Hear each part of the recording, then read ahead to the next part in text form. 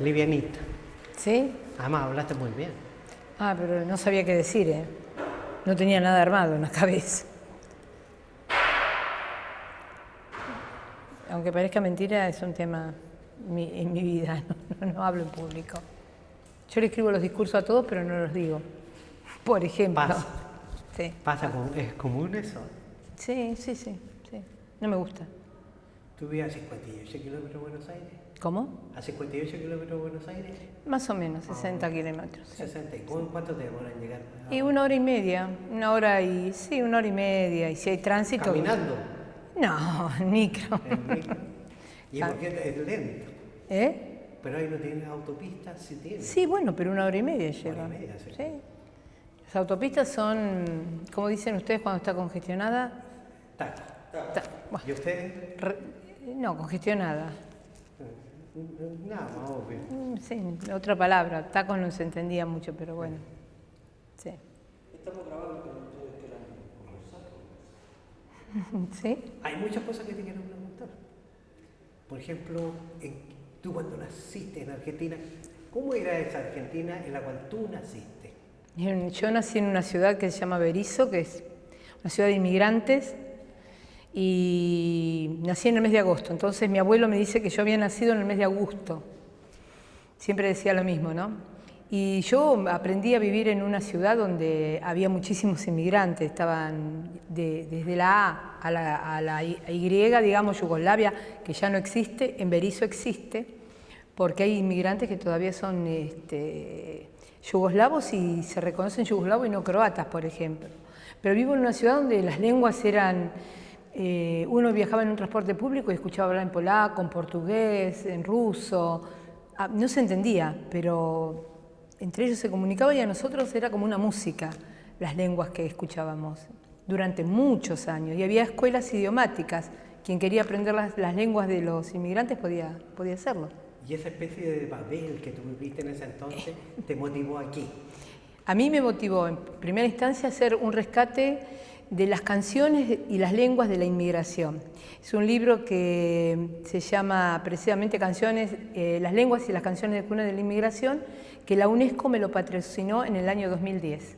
¡Qué belleza! Sí, una belleza, porque tenemos un registro oral de las voces en todas las lenguas, desde el albanés al yugoslavo, al lituano, por supuesto italiano, en lengua quichua, como homenaje a las lenguas originarias. ¿Y te acuerdas de alguna de las canciones que recopilaste ahí para ese libro?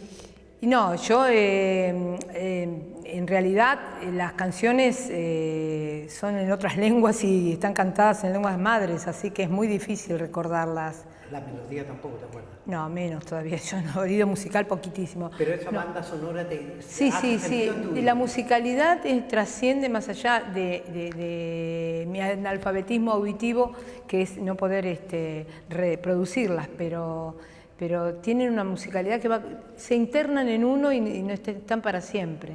Hay música, hay camino, hay Sí, y hay historias en las canciones de cuna, por ejemplo, porque van de lo más terrible a lo más simbólico. Recuerdo la canción de cuna que le cantó una señora que tenía como 95 años, portuguesa, y contaba la historia de un gran pájaro que a los chicos le contaban que a la siesta, a la hora de dormir, si no dormían, venía a buscarlo, y era un pájaro tipo gigante que picoteaba el techo de la casa, así que nosotros, o yo lo que rescaté fue precisamente eso, tratar, por un lado, la melodía en registro auditivo, y por el otro lado, tratar en la medida de lo posible que quien leyese, de alguna manera pudiera entender qué es lo que está cantando esa persona con tanto, porque transmiten amor, eran casi todas ancianas. Tuve solamente un tema muy particular con los armenios. Los armenios, pobrecitos, han sufrido uno de los grandes genocidios de la historia. 20 millones de armenios. Exactamente. Entonces reivindicamos que hay que rescatarlos. Y yo entrevisté a varias armenias para ver si accedían a cantar. Y yo me emociono cada vez que lo digo porque me dicen, no, porque nos cortan la lengua. Eso fue terrible, un punto de inflexión. Y eso que nos cortan la lengua. Entonces yo conocía a De Kermejian, que era Esteban de Quemeraquian, un amigo de papá, y le dije, vos tenés que cantar, porque la lengua armenia tiene que estar, la sonoridad del armenio. Y me dijo, yo en respeto a esas mujeres no voy a cantarte una canción de cuna, pero sí el anticipo de un nacimiento. Entonces lo que registramos es una canción armenia que registra un nacimiento. Una maravilla. Ah, una maravilla. Es el único hombre, porque las canciones de cuna son transmisión de madres, abuelas, tías, estamos acostumbradas a la voz femenina. Pero en este caso irrumpe, vamos a decir que es inclusivo, la voz de un hombre cantando un arrullo, pero anticipo de nacimiento. Música, palabra, lengua, toda esa experiencia de alguna manera te llevó a la poesía o la poesía venía de antes. No, la poesía venía de antes. Yo pertenezco a una familia que, si bien de inmigrantes, pero mamá, por ejemplo, recitaba a Rosalía de Castro en galego. Mi mamá era de familia española. Y entonces estaba muy acostumbrada a escuchar la poesía, y mis tíos son músicos, mi hermana, a pesar que, bueno, es médico, no dije a pesar, pero bueno, es médico, pero toca la guitarra, son músicos, y todo ese mundo, y contaba historias camperas, historias de los campos, entonces todo ese mundo de imaginación lo tengo desde la infancia. ¿Y tú qué pudiste estudiar sistemáticamente? Porque hasta el día Sistemática, de hoy... sí, yo sigo estudiando. Sistemáticamente pude estudiar la lengua de mis abuelos porque quería conocerlas. Digo conocerlas porque la única que pude estudiar es la lengua italiana. Yo soy, además de profesora de lengua española, profesora de lengua y literatura italiana.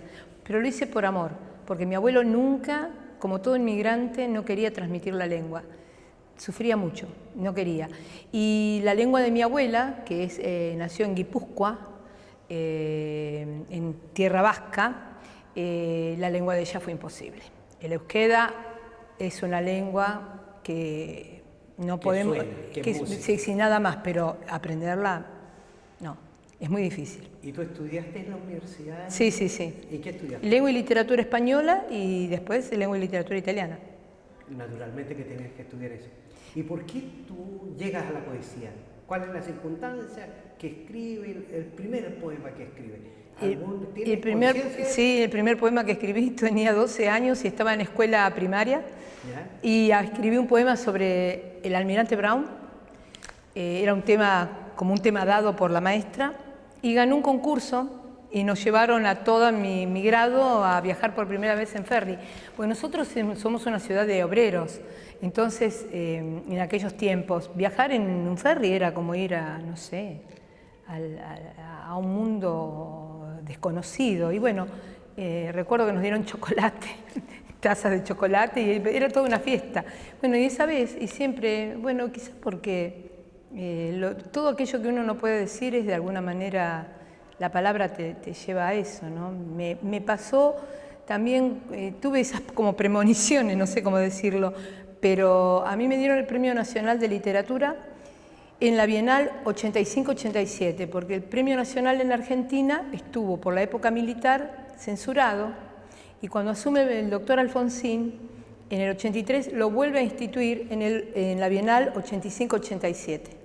Cuando yo tenía 12 años, después de ese premio de la poesía con la Escuela Naval, voy de alguna manera al Palacio Razzuri, que está en la Avenida Libertador, Museo de Arte Moderno, y fui la última que me fui del Salón de los Emperadores, se llama así Salón del Emperador, y la maestra me grita, Gentile, apúrate, ¿qué estás haciendo acá? Y yo miré para todos lados, ahí hay muchos kimonos, tapices de seda raros. Yo dije, algo voy a hacer acá. Y en el 87 regresé a recibir el Premio Nacional de manos del Presidente de la República. Y tiene en una sociedad como la nuestra,